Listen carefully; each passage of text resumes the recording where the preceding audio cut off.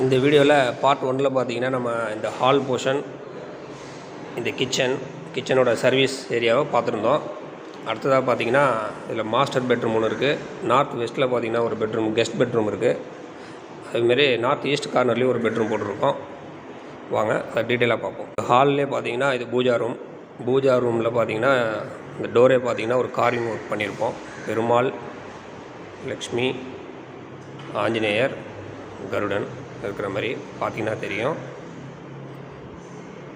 அடுத்தது பூஜாவுக்கு பக்கத்தில் சின்னதாக ஒரு ஒர்க் ஸ்டேஷன். இது மாஸ்டர் பெட்ரூமில் அட்டாச்சு டாய்லெட்.